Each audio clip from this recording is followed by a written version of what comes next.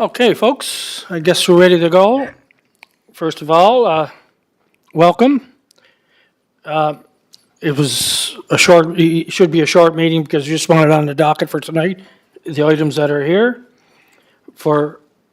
what is it, April 30th, police and fire. So we're going to call the meeting to order. Approval of the agenda. Moved by Deputy Mayor Yankoff, second by Councillor Beck. Correct. Yep. Any of the conflicts of interest? Seeing none. Approval of the previous minutes, April 3rd, 2024. We got a mover and a shaker? Moved by Councillor Beck, second by Deputy Mayor Yankoff. Was there any business arising from those minutes? We see none. Thank you. Okay, we'll go right to the reports. There's two items on the agenda. As I said, we just want these to move on to council for our meeting at 5 o'clock tonight. This is why we call this special meeting. So the first one, Chief, I believe that's yours. Police Chief Brad McConnell. Thank you, Chair. Yes, we have two reports in your package. The first report is in relation to an encroachment agreement. The staff recommendation is that council approve the encroachment agreement for 40 Queen Street to the end of 2026 season, subject to annual permit applications and fees, and that the mayor and CEO be authorized to execute any standard contracts and agreements required to implement the approval. The city has received a request to enter into a development encroachment agreement for an outdoor patio to be located at the Talabee Grills in the two perpendicular parking spaces on Queen Street in front of 40 Queen Street, Charlottetown PID 335877. And encroachment agreements are submitted every 4 years for council approval. The encroachment agreement is then registered with the province of PEI. And that's our first report for consideration, Chair. Thank you very much, Chief. Any questions on that? Councillor Beck, go ahead. Yeah, not about this in particular, but I might have forgotten about this, but did we change the agreements to every 4 years for all our patios? Did we agree, not that I'm in disagreement with it, because we've had that discussion before, but about not having to come back on a year-over-year basis to allow for those that meet the criteria 1 year and save them coming back for a rubber stamping process. I'm okay with it if we go with 4 years. I just don't recall us having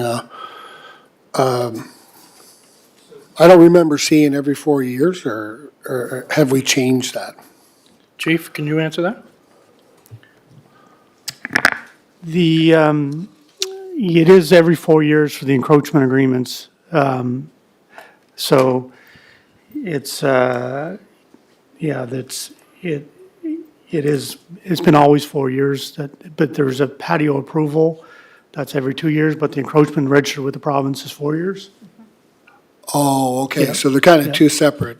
Yeah, one is linked to the other, but separate. Oh, okay. Yeah. Good, okay, I didn't know that. See? Ask the question, you get the right answer. And that was Go a to the good question. experts. Because, and I was like you, Councillor Beck, through the years, is that, you rubber stamp them every year, and because they've been there, right? So, as long as they're in the right, As long as they're conforming Yeah, and they're they're conforming. built with the intent that they were agreed upon. yeah. Okay, Deputy Mayor, do you have any questions? More so just a comment. Nice to see that, the two parking spaces are, they're not mobility parking spots. Looks like a great location. And the other thing that we should be noted is that we are still waiting for the bylaw that will amalgamate all of the outdoor patios into one. But this doesn't stop us from approving this because we've already approved all the other ones for this year. This is just a new one. And if anyone's wondering, I don't remember the exact number, but there's a certain amount of parking spaces that have been allocated in the existing bylaw. So this is not going over the parking spot. So we're still not going over that, so. Yes, you're 100% correct. This will bring us up to 44, and we're entitled to 46. So we're still good. Okay? And I just found that out from the chief. Okay. Any other questions on that? So do I have a motion to move that on to council? Moved by Councillor Beck, second by Deputy Mayor Yankoff. Thank you. Next one, Chief, I believe. Thank you, Chair. Second report in relation to the dangers, hazards, and unsightly bylaw infractions. The report, the purpose of the report is to have 3 properties in Charlottetown cleaned up in accordance with the dangers, hazards, and unsightly premises bylaw. The staff recommendation is that council give Public Works Manager authorization to cut grass, remove any trees, garbage, and other materials of debris, dangerous or otherwise, clean up and properly dispose of the same as the property owners, at the property owner's expense at 75 Dorchester Street, 96 Upper Prince Street, and 5 Parkdale Crescent, and 17 Beach Street, in accordance with the terms of the dangerous, hazardous, and unsightly premises bylaw of the City of Charlottetown. In accordance with the terms of the dangerous, hazardous, and unsightly bylaw of the City of Charlottetown, authorize the Public Works Manager to cut grass, remove any trees, garbage, and otherwise materials or debris, dangerous or otherwise, to clean up the property, dispose of the same at the owner's expense at the following located at the addresses I mentioned, and reflective of those addresses, 75 Dorchester Street is PID 337980, 96 Upper Prince Street, PID 360404, 5 Parkdale Crescent, PID 568576, and 17 Beach Street, PID 365528, and circumstances of why this, how this has elevated to this point are in your package, and I can answer any questions associated to that. Thank you, Chief. And this looks like they're no properties that haven't been on the docket before, I don't think, were they? Like through other years, like you know how some we're back every year after year after year for the same property? And when I was reading this, it sort of looks like it's, like these are new ones that are on the docket, so. Okay, any questions? 75 Dorchester I has just- been on before, I believe. I believe. Yeah. I believe once council is authorized, I think the standing is in effect for, I think, the 18 months. Yeah. Yeah, so if that elapses, then we need another approval. Sorry, say that again, Chief? From the time the first order resolution has been provided by council, once it's approved, then Public Works Manager is authorized for that following 18 months to do the same cleanup on that property. Once that 18 months elapses, then it has to come back to council for continual approval. So all these properties have been on before, and now their 18-month has expired, or is this a fresh start with all of them? Yeah. Meaning, I guess what I'm meaning by that, are they now on an 18-month clock? So if there's any violations within that 18-month, Public Works has the authorization without having to come back to us? That is correct. I believe 75 Dorchester was subject to a previous resolution, but I can't speak to the other 3 just off the cuff. Yeah, because what we're doing is, we're gonna pass this on to, to council to approve it, and then Public Works will move in right now, and then they still have 18 months that it doesn't have to land on our desk again, I think, right? Exactly. So if there was an additional complaint that came next month or the following month, Public Works Manager would be authorized under this resolution to clean up without having to come back to council. Okay, because that's kind of where we've been, at least since I've been on here for the last year. And it's kind of with our vacant and abandoned properties, same sort of thing, where the properties sit for a long time, then they get actioned, and then it takes time to action the, whatever the order is. So, if I'm understanding this, the way it's going to work now is that if a property comes to our attention, like this, like these four here, they're on a watch for 18 months. They always have been. Has that always been the case? Yes, that's always been the case for the last, at least the last decade, I believe, anyway, yeah. So in the ones, when we were dealing with them last year, they were all renewals or whatever, if you, they're not renewals, but cases that had come back to us or had been identified for the first time? Probably most likely a mix of both, new properties and ones that have elapsed the 18-month. Okay, Yep. all right. I guess I would be curious to know in the, in those 18-month period, how often are we going back to these properties?